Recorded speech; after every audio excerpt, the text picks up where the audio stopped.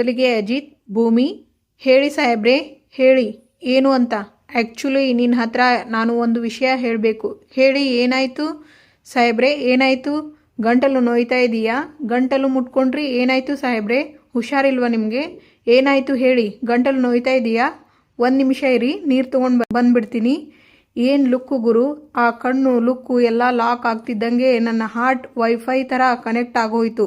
ಅಜಿತಾ, ಇದಕ್ಕೆಲ್ಲ ನೀನು ಕರಗಬಾರ್ದು. ಇವತ್ತು ಭೂಮಿಗೆ ಐ ಲವ್ ಯು ಅಂತ ಹೇಳಲೇಬೇಕು, ಅದೇನಾದರೂ ಆಗಿ ಹೋಗಲಿ. ಸತ್ಯ ನನಗೆ ಇವತ್ತು ಭೂಮಿಗೆ ಐ ಲವ್ ಯು ಹೇಳಿದೆ ಅಂತ ಹೇಳಲೇಬೇಕು. ಅಯ್ಯೋ, ನೀರು ಕುಡಿರಿ, ಸಾಕಾ? ಇವಾಗ ಓಕೆನಾ? ನಿಮ್ಮ ಗಂಟ್ಲು ಇವಾಗ ಮಾತಾಡಬಹುದಾ? ಏನೂ ಆಗಿಲ್ಲ ತಾನೇ? ಹೇಳಿ, ಏನೋ ಹೇಳಬೇಕು ಅಂದ್ರಲ್ಲ, ಏನು ಅದು? ಆ್ಯಕ್ಚುಲಿ ನಾನು ನಿನ್ನನ್ನು ಆಗ ಸಂಗೀತ, ಭೂಮಿ, ಗುರುಗಳು ಬಂದರು, ಬಾ ಅಮ್ಮ. ಅಯ್ಯೋ, ಬಂದೆ ಅತ್ತೆ. ಆಗ ಅಜಿತ್ ಶಿವಪೂಜೆಯಲ್ಲಿ ಕರಡಿ ಬಿಟ್ಟ ಹಾಗೆ ಬಂದರು ಈ ಗುರುಗಳು. ಜೀವನದಲ್ಲಿ ಒಂದೇ ಒಂದು ಕ್ಷಣನೂ ನನಗೆ ಬೇಕಾಗಿರುವಂಗೆ ನಡೀತಿಲ್ವಲ್ಲ ಸತ್ಯಣ್ಣ. ಆಗ ಭೂಮಿ, ಗುರುಗಳೇ ಅಂತ ಗುರುಗಳ ಆಶೀರ್ವಾದ ತಗೋತಾರೆ. ದೀರ್ಘ ಸುಮಂಗಲಿ ಭವ ಅಂತ ಗುರುಗಳು ಆಶೀರ್ವಾದ ಮಾಡ್ತಾರೆ. ಆಗ ಸತ್ಯಣ್ಣ, ಹೋದ ಕೆಲಸ ಏನಾಯಿತು? Same story, different character. ಹೇಳುವಷ್ಟರಲ್ಲಿ ಗುರುಗಳು ಅಡ್ಡ ಬಂದ್ಬಿಟ್ರು. ಗಣೇಶನ ಮದುವೆಗೆ 108 ವಿಘ್ನಗಳು. ಚಿಂತೆ ಮಾಡಬೇಡ, ಎಲ್ಲ ಸರಿ ಹೋಗುತ್ತೆ. ಆಗ ಗುರುಗಳು, ಹುಡುಗ ಹುಡುಗಿ ಜಾತಕನ ಕೊಡ್ತೀರಾ? ಆಗ ಅಶ್ವಿನಿ, ದೇವರ ಮನೆಯಲ್ಲಿ ಇದೆ, ನಾನು ತರ್ತೀನಿ.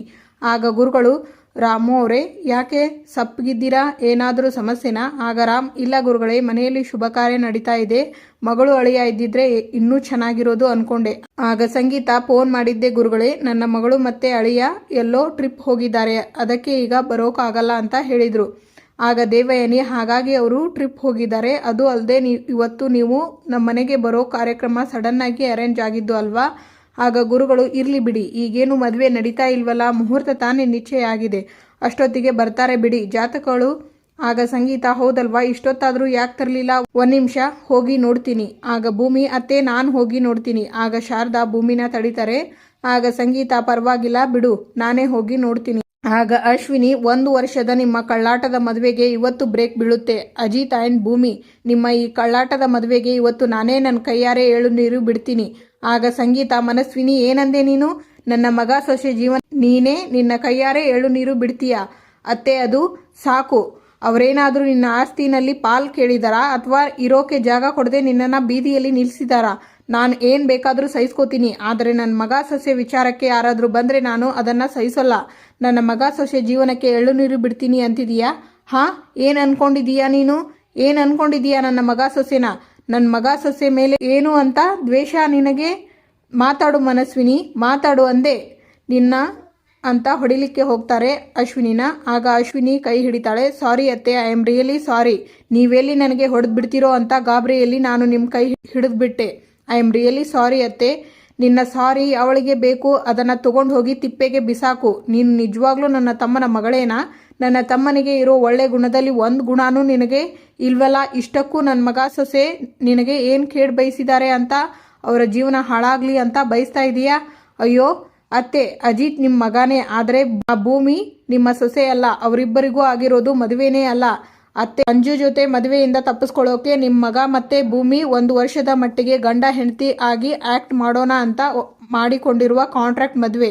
ನಾನು ಹೇಳ್ತಾ ಇರೋದು ನಿಮಗೆ ನಂಬಿಕೆ ಬರ್ತಿಲ್ಲ ಅಂದರೆ ಇಲ್ಲಿ ನೋಡಿ, ಅವರ ಕಾಂಟ್ರಾಕ್ಟ್ ಮದುವೆ ಪೇಪರ್ಸ್ ನೋಡಿ, ನಿಮ್ಮ ಕಣ್ಣಾರೆ ನೋಡಿ, ಈ ಸತ್ಯನ ನೋಡಿ ಅತ್ತೆ. ಅದರಲ್ಲಿ ಏನೇನಿದೆ ಅಂತ ಡೀಟೇಲ್ ಆಗಿ ಓದ್ಬಿಟ್ಟು ನೋಡಿ. 1 ವರ್ಷದ ಅಗ್ರಿಮೆಂಟ್ ಪೇಪರ್ ಅದು.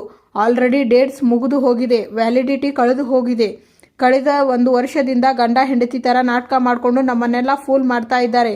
ನನ್ನ ಮುದ್ದಿನ ಸೊಸೆ, ಬಂಗಾರ ಸೊಸೆ ಅಂತ ತಲೆ ಮೇಲೆ ಹೊತ್ಕೊಂಡು ಮೆರೆಸಿದ್ರಲ್ಲ, ಆ್ಯಕ್ಚುಲಿ ಅವಳು ನಿಮ್ಮ ನಿಜವಾದ ಸೊಸೆನೇ ಅಲ್ಲ, ಕಾಂಟ್ರಾಕ್ಟ್ ಸೊಸೆ. ಈಗ ಆ ಕಾಂಟ್ರಾಕ್ಟ್ ಮುಗಿದು ಹೋಯ್ತು, ನಿಮಗೂ ಅವಳಿಗೂ ಸಂಬಂಧನೂ ಇಲ್ಲ. ಈಗ ಎಲ್ಲ ಟಾಟಾ ಬಾಯ್ ಬಾಯ್, ಖತಮ್ ಅಷ್ಟೇ. ಆಗ ಅಜ್ಜಿ, ಜಾತಕ ತರ್ತೀನಿ ಅಂತ ಹೋದ ಮನಸ್ವಿನಿನೂ ಬಂದಿಲ್ಲ, ಈ ಸಂಗೀತನೂ ಬಂದಿಲ್ಲ. ಇನ್ನು ಏನು ಮಾಡ್ತಿದ್ದಾರೆ ಇಬ್ರು? ಆಗ ಭೂಮಿ, ತಲೆ ಕೆಡಿಸ್ಕೋಬೇಡಿ ಅಜ್ಜಿ, ನಾನು ಹೋಗಿ ನೋಡ್ತೀನಿ. ಶಾರದಮ್ಮ, 1 ನಿಮಿಷ.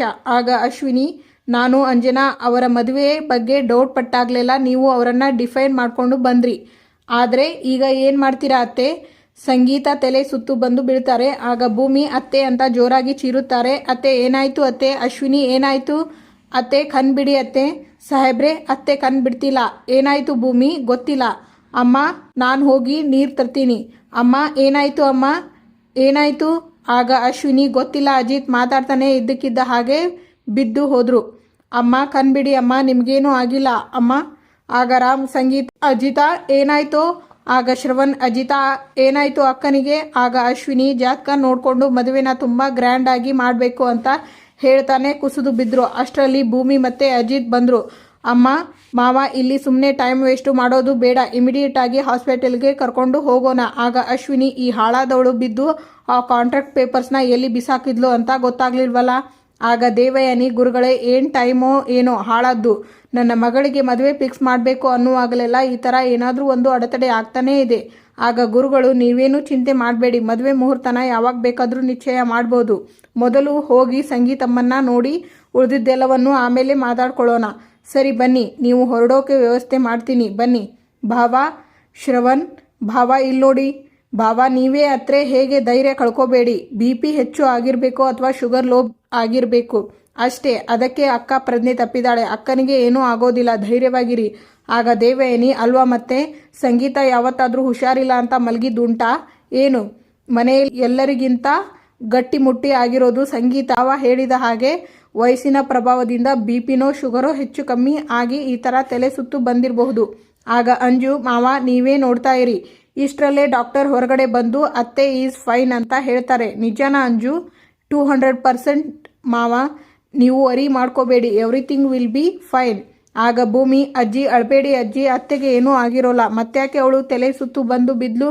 ಅಜ್ಜಿ ಅತ್ತೆ ಪ್ರಯಾಣ ಮಾಡಿದ್ದಾರೆ, ಸುಸ್ತು ಆಗಿರುತ್ತೆ, ಅವರು ಊಟ ಸಹ ಸರಿಯಾಗಿ ಮಾಡಿಲ್ಲ, ಜೊತೆಗೆ ಚಿಕ್ಕರುಗಳು ಬರ್ತಾರೆ. ಅಂಜು ಮತ್ತೆ ನಚ್ಚಿ ಮದುವೆ ಫಿಕ್ಸ್ ಆಗಬೇಕು. ಈ ಟೆನ್ಷನ್ ಎಲ್ಲ ಪಾಪ ಅತ್ತೆ ತಲೆಯಲ್ಲಿ ಇತ್ತು, ಅದರಿಂದನೇ ಅವರು ತಲೆ ಸುತ್ತಿ ಬಿದ್ದಿರೋದು. ನೀವು ಅಳಬೇಡಿ ಅಜ್ಜಿ, ಟೆನ್ಷನ್ ನನಗೆ ಇಲ್ವಾ? ನಾನು ಬಿದ್ನಾ? ಅವಳಿಗೇನೋ ಆಗಿದೆ, ಇಲ್ದಿದ್ರೆ ಅವಳು ಈ ಥರ ಕುಸಿದು ಬೀಳೋಳು ಅಲ್ಲ.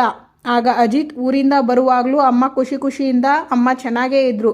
ಚಿಕ್ಕ ಗುರುಗಳು ಮನೆಗೆ ಬಂದಾಗಲೂ ಅವರು ಆಕ್ಟಿವ್ ಆಗಿ ಇದ್ರು. ಅಲ್ಲೂ ಅವರ ಮುಖದಲ್ಲಿ ಸುಸ್ತು ಕಾಣ್ತಾ ಇರಲಿಲ್ಲ. ಅಂಥದ್ರಲ್ಲಿ ಇದ್ದಕ್ಕಿದ್ದ ಹಾಗೆ ಹೇಗೆ ಕುಸಿದು ಬಿದ್ರು? ದೇವರ ಮನೆ ಹತ್ರ ನಮಗೆ ಗೊತ್ತಿಲ್ಲದೆ ಇರೋದು ಏನೋ ನಡೆದಿದೆ.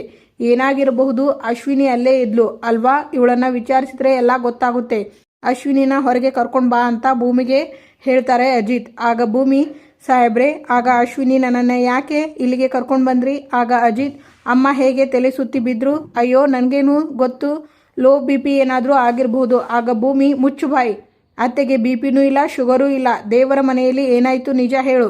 ನೀನು ಹೇಳ್ತಿರೋದು ನೋಡ್ತಾ ಇದ್ರೆ ನಾನೇ ಎಲ್ಲೋ ಅವ್ರ ತಲೆಗೆ ರಾಡಲ್ಲಿ ಹೊಡೆದು ಅವರ ಪ್ರಜ್ಞೆ ತಪ್ಪಿ ಬಿದ್ದೋಗ್ಬಿಟ್ರು ಅನ್ನೋ ರೀತಿ ಮಾತಾಡ್ತಾ ಇದ್ದೀಯಾ? ಹೋಯ್ ನೋಡು, ನನ್ನ ಪೇಷನ್ಸ್ನ ಚೆಕ್ ಮಾಡಬೇಡ. ನಿನ್ನ ಕತೆಗಳನ್ನು ಕೇಳೋದಕ್ಕೆ ನಾನು ರೆಡಿ ಇಲ್ಲ. ನನಗೆ ಬೇಕಾಗಿರೋ ಸತ್ಯ ಏನು ಅಂದರೆ ಅಮ್ಮ ತಲೆ ಸುತ್ತಿ ಬೀಳೋ ಅಷ್ಟು ಅಲ್ಲಿ ಏನಾಯಿತು ಅಂತ ಹೇಳು. ನಿಮ್ಮಿಬ್ಬರ ಕಾಂಟ್ರಾಕ್ಟ್ ಮದುವೆ ಪೇಪರ್ಸ್ನ ಅವರು ನೋಡಿಬಿಟ್ರು. ಏನು? ಅಮ್ಮ ನಮ್ಮ ಕಾಂಟ್ರಾಕ್ಟ್ ಪೇಪರ್ಸ್ನ ನೋಡಿಬಿಟ್ರಾ? ಹೌದು ಅಜಿತ್, ಅವರು ಅದನ್ನು ನೋಡಿದ ಮೇಲೇ ಶಾಕ್ ಆಗಿ ಪ್ರಜ್ಞೆ ತಪ್ಪಿ ಬಿದ್ದಿದ್ದು. ಅಲ್ಲ, ನಮ್ಮಿಬ್ಬರ ಮದುವೆ ಕಾಂಟ್ರಾಕ್ಟ್ ಪೇಪರ್ ಅತ್ತೆ ಕೈಗೆ ಹೇಗೆ ಸಿಕ್ತು? ಅದು ನಮ್ಮ ರೂಮಲ್ಲಿ ಇತ್ತಲ್ಲ. ಅಯ್ಯೋ ಏನು ಹೀಗೆ ಹೇಳ್ತಾ ಇದೀಯಾ ಭೂಮಿ? ನೀನೇ ಅಲ್ವಾ ಕೃಷ್ಣನ ವಿಗ್ರಹದ ಹಿಂದೆ ಇದ್ದ ಕಾಂಟ್ರಾಕ್ಟ್ ಪೇಪರ್ಸ್ನ ನನ್ನ ಕೈಗೆ ಕೊಟ್ಟು ವಿಷಯ ಎಲ್ಲರಿಗೂ ಗೊತ್ತಾಗೋ ಹಾಗೆ ಮಾಡು ಅಂದಿದ್ದು. ಆಗ ಅಜಿತ್ ಹಳೆಯದನ್ನು ನೆನಪು ಮಾಡಿಕೊಳ್ಳುತ್ತಾರೆ. ಭೂಮಿ ಕೃಷ್ಣನ ಹಿಂದೆ ಇಟ್ಟಿರೋ ನಮ್ಮಿಬ್ಬರ ಅಗ್ರಿಮೆಂಟ್ ಪೇಪರ್ನ ಅವರಿಗೆ ಸಿಗೋ ಹಾಗೆ ಮಾಡ್ತೀನಿ ಅಂದಿರ್ತಾಳೆ. ಆಗ ಭೂಮಿ ಸಾಹೇಬ್ರೆ, ನಾನು ಕಾಂಟ್ರಾಕ್ಟ್ ಪೇಪರ್ಸ್ನ ಅವಳ ಕೈಗೆ ಕೊಟ್ಟಿಲ್ಲ ಸಾಹೇಬ್ರೆ, ನನ್ನ ಮಾತು ನಂಬಿ. ಅಜಿತ್ ಅಲ್ಲಿಂದ ಹೋಗ್ತಾರೆ. ಸಾಹೇಬ್ರೆ ಅಂತ ಎಷ್ಟೇ ಕರೆದರೂ ಭೂಮಿಯನ್ನು ತಿರುಗಿ ನೋಡುವುದಿಲ್ಲ. ನಾನು ನಿನಗೆ ಕಾಂಟ್ರಾಕ್ಟ್ ಪೇಪರ್ಸ್ನ ಕೊಟ್ನಾ? ಯಾಕೆ ಸಾಹೇಬ್ರ ಹತ್ರ ಸುಳ್ಳು ಹೇಳಿದೆ? ಹೌದು ಹೇಳ್ತೀನಿ, ಏನಿವಾಗ? ಅಶ್ವಿನಿ ಕೆನ್ನೆಗೆ ಹೊಡಿತಾಳೆ ಭೂಮಿ. ಆಗ ರಾಮ್ ಡಾಕ್ಟರ್ ಸಂಗೀತ ಹೇಗಿದ್ದಾಳೆ ಡಾಕ್ಟರ್? ಆಗ ಶ್ರವಣ್ ಡಾಕ್ಟರ್ ಅಕ್ಕನಿಗೆ ಪ್ರಜ್ಞೆ ಬಂತ, ನಾವೆಲ್ಲ ಹೋಗಿ ನೋಡಬಹುದಾ? ಆಗ ದೇವಯಾನಿ ಡಾಕ್ಟರ್ ಸಂಗೀತ ಹುಷಾರಾಗಿ ಇದ್ದಾಳೆ ತಾನೆ? BP ಶುಗರ್ ಸ್ವಲ್ಪ ಜಾಸ್ತಿ ಆಗಿದ್ದಕ್ಕೆ ತಲೆ ಸುತ್ತಿ ಬಿದ್ದಿರಬೇಕು ಅಲ್ವಾ? ಆಗ ಅಜ್ಜಿ ಹೌದಲ್ವಾ, ಅಷ್ಟೇ ಅಲ್ವಾ, ಇವಾಗ ಸರಿ ಹೋಗಿದ್ದಾಳೆ ಅವಳು. ಆಗ ಪಲ್ಲವಿ ಅಮ್ಮ ಸರಿ ಹೋಗ್ತಿದ್ದಾರೆ ಅಂತ ಹೇಳೋಕೆ ಡಾಕ್ಟರ್ ಬಂದಿರೋದು ಅಲ್ವಾ ಡಾಕ್ಟರ್? ಆಗ ಡಾಕ್ಟರ್ ಅವರಿಗೆ BPನೂ ಇಲ್ಲ ಶುಗರೂ ಇಲ್ಲ. ಆಗ ರಾಮ್ ಕೇಳಿದೇನೋ ಶ್ರವಣ, ಸಂಗೀತನಿಗೆ BP ಶುಗರ್ ಏನೂ ಇಲ್ವಂತೆ, ಭವಿಷ್ಯ ಸುಸ್ತಾಗಿ ಬಿದ್ದಿರಬಹುದು. ಆಗ ಡಾಕ್ಟರ್ ಇಲ್ಲ, ನಮಗೆ ತಡ್ಕೊಳ್ಳೋಕೆ ಆಗದೆ ಇರೋ ವಿಷಯನ ಸಡನ್ ಆಗಿ ಕೇಳಿದರೆ ನಮಗೆ ಏನಾಗುತ್ತೆ? ಆಗ ಅಂಜು ಮೈಂಡ್ ಬ್ಲಾಕ್ ಆಗಿಬಿಡುತ್ತೆ. ಆಗ ಡಾಕ್ಟರ್ ಹೌದು, ಸಂಗೀತ ಅವರಿಗೆ ಆಗಿರೋದು ಅದೇನೆ. ಎಲ್ಲರೂ ಶಾಕ್ ಆಗ್ತಾರೆ. ಇವತ್ತಿಗೆ ಇಲ್ಲಿನ ಸಂಚಿಕೆ ಮುಕ್ತಾಯವಾಗುತ್ತದೆ. ಮುಂದಿನ ಸಂಚಿಕೆಯಲ್ಲಿ ಅಶ್ವಿನಿ ನಿಮ್ಮಿಬ್ಬರದು ಕಾಂಟ್ರಾಕ್ಟ್ ಮದುವೆ ಅನ್ನೋದು ನಿಜ ತಾನೆ? ಅದು ನನಗೂ ನನ್ನ ಸಾಹೇಬರಿಗೂ ಸಂಬಂಧಪಟ್ಟ ವಿಷಯ. ನಾನು ನನ್ನ ಗಂಡ ಇಬ್ಬರು ಮಾತಾಡ್ತಾ ಇರೋದನ್ನ ನೀನು ಕದ್ದು ಕೇಳಿಸ್ಕೊಂಡಿದೀಯಾ? ಎಕ್ಸಾಕ್ಟಾಗಿ ಇದೇ ಆಗಿದ್ದು. ನಾನು ನನ್ನ ಗಂಡ ಪರಿಸ್ಥಿತಿಗೆ ಕಟ್ಟು ಬಿದ್ದು ಕಾಂಟ್ರಾಕ್ಟ್ ಮದುವೆ ಆಗಿದ್ದು ನಿಜಾನೇ. ಆದರೆ ನನ್ನ ಗಂಡನ್ನ ನಾನು ಮನಸಾರೆ ಒಪ್ಕೊಂಡಿದ್ದೀನಿ. ನಿನ್ನ ಬಂಡವಾಳನ ಬೈಲ್ ಮಾಡಿ ನಿನ್ನ ಕೈಗೆ ಕೋಳ ಹಾಕಿಸಿ ನಿನ್ನ ಜೈಲಿಗೆ ಕಳಿಸ್ಲಿಲ್ಲ ಅಂದರೆ ನನ್ನ ಹೆಸರು ಭೂಮಿ ಅಜಿತ್ ರಾಮನಾರಾಯಣನೇ ಅಲ್ಲ, ದೇವರ ಸನ್ನಿಧಿ ಮನಿ ಹಿರಿ ಸೊಸೆನೇ ಅಲ್ಲ. ಇದನ್ನೆಲ್ಲ ಅಜಿತ್ ಅವರು ಕೇಳಿಸ್ಕೊತಾರೆ. Thank you for watching.